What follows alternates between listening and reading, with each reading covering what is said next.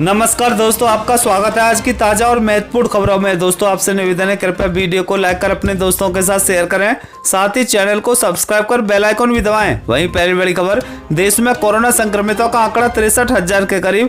बीते 24 घंटे में 3277 नए मामले। जी आपको बता दें कि कोरोना वायरस पर काबू पाने के लिए देश भर में लॉकडाउन लागू है। बावजूद इसके संक्रमण के मामले तेजी से बढ़ रहे हैं। स्वास्थ्य मंत्रालय के मुताबिक देश में कोरोना वायरस से अब तक 2109 लोगों की मौत हो चुकी है, जबकि कुल संक्रमितों की संख्या 62,939 हो गई है।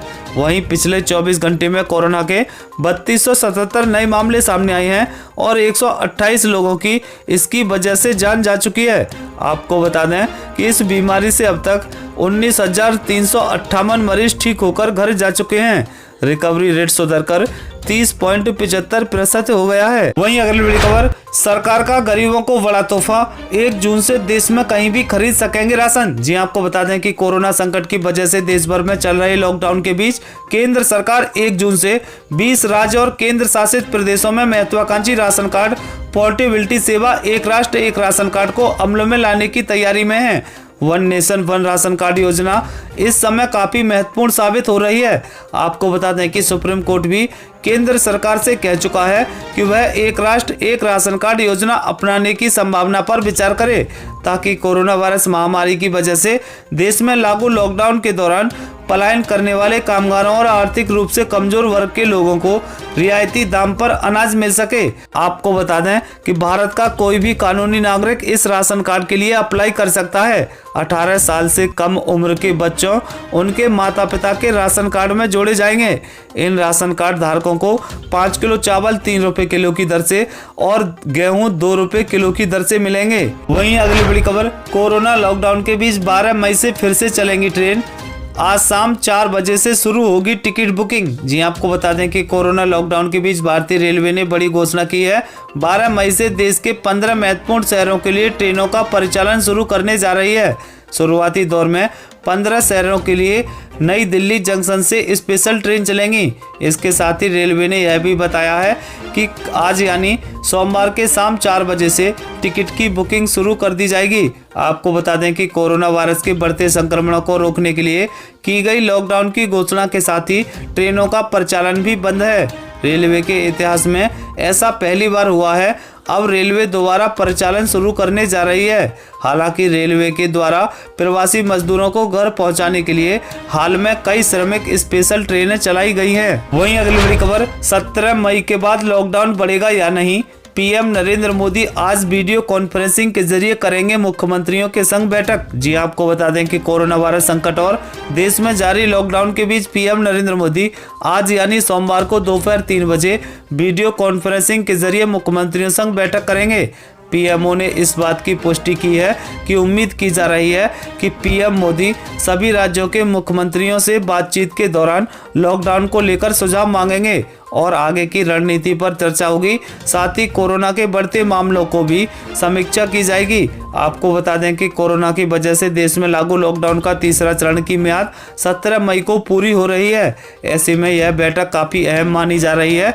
प्रधानमंत्री कार्यालय ने ट्वीट कर कहा है कि प्रधानमंत्री नरेंद्र मोदी आज दोपहर 3 बजे वीडियो कॉन्फ्रेंसिंग के जरिए राज्यों के मुख्यमंत्रियों के साथ वीडियो कॉन्फ्रेंसिंग के जरिए 5वीं बैठक करेंगे। वहीं अगली बड़ी खबर, IRDAI ने जीवन बीमा धारकों को दी राहत। अब 31 मई तक जमा किया जा सकेगा बकाया प्रीमियम। जी आपको बता दें कि बीमा नियामक IRDAI ने लाइफ इंश्योरेंस पॉलिसीज की रिन्यूअल के लिए दिए गए अतिरिक्त समय को एक बार फिर बढ़ा दिया है। IRDAI ने कहा है कि जिन पॉलिसी के प्रीमियम का भुगतान मार्च में किया जाना था, उसका भुगतान अब 31 मई तक किया जा सकता है। नियामक ने कोरोना वायरस संक्रमण से लड़ने के लागू लॉकडाउन की अवधि को बढ़ाए जाने को देखते हुए प्रीमियम भुगतान के लिए दिए गए ग्रेस पीरियड को बढ़ाया है।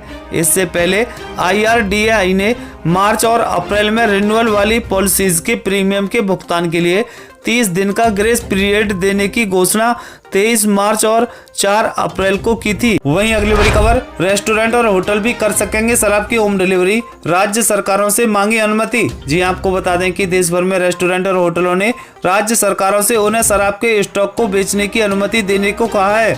कोरोना वायरस की वजह लागू लॉकडाउन के चलते रेस्टोरेंट्स और होटलों के पास करीब 3000 करोड़ रुपए की शराब का स्टॉक जमा हो गया है।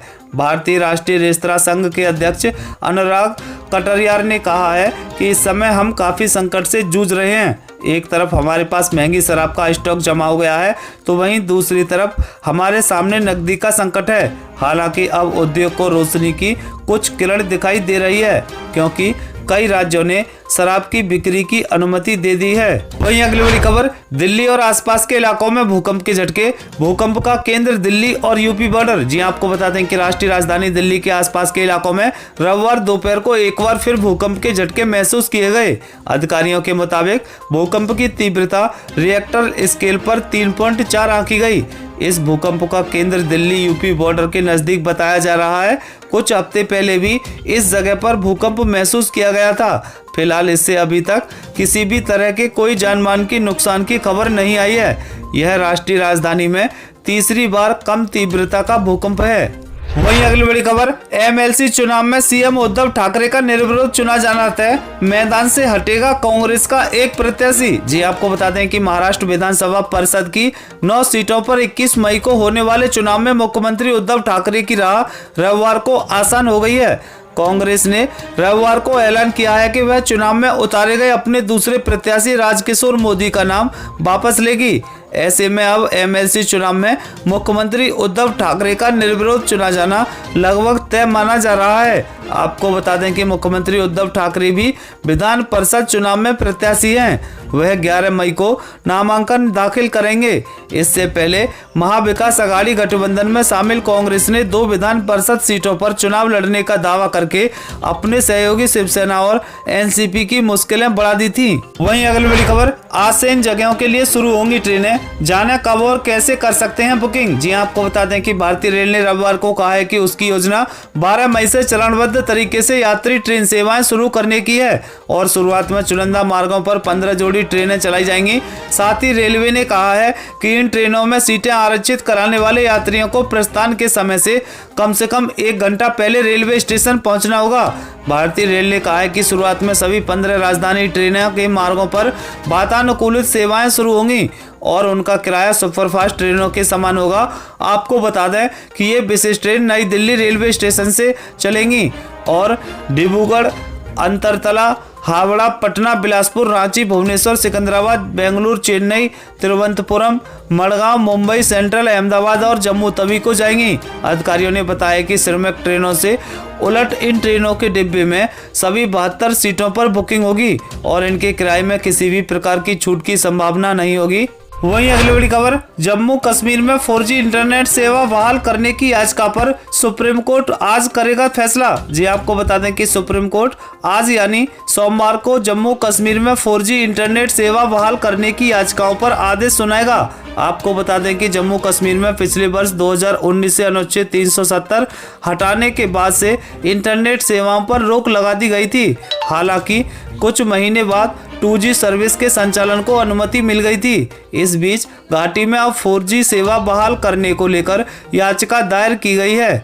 इससे पहले सुनवाई के दौरान याचिकाओं का पक्ष रखते हुए वकील हुजैफा अहमदी ने अपनी दलील में कहा था कि धीमा इंटरनेट होने की वजह से बच्चों की पढ़ाई और कारोबार में कई तरह की परेशानी आ रही है। वहीं अगली बड़ी खबर, आंधी पानी वज्रपात से 31 की मौत। इन इलाकों में चलेंगी तेज आंधी। जी आपको बता दें कि उत्तर भारत में मौसम ने एक बार फिर तबाही मचाई है। रविवार दोपहर को पहाड़ों से लेकर दिल्ली, एनसीआर, उत्तर प्रदेश और पंजाब के मैदानी इलाकों में आंधी के बाद आई बारिश से तापमान में गिरावट तो आई, लेकिन कई जगहों पर वज्रपात से भारी नुकसान भी हुआ है। देश के विभिन्न इलाकों में वज्रपात से 31 लोगों की मौत हो गई है, जबकि कई लोग घायल हुए हैं। मौसम का पूर्वानुमान बताने वाली निजी एजेंसी स्काईमेट वेदर की रिपोर्ट के मुताबिक अगले 24 घंटों के दौरान जम्मू कश्मीर, हिमाचल प्रदेश, उत्तराखंड, पंजाब, हरियाणा और उत्तर प्रदेश में हल्की से माध्यम बारिश के साथ साथ कुछ स्थानों पर बौछारें पड़ने का अनुमान है। ये थी अब तक की बेहद महत्वपूर्ण खबरें। दोस्तों, वीडियो को लाइक कर अपने दोस्तों के साथ शेयर करें, साथ ही चैनल को सब्सक्राइब कर बेल आइकॉन भी दबाएं। वहीं जल्द मिलते हैं अगले अपडेट के साथ। तब तक के लिए जय हिंद, जय भारत।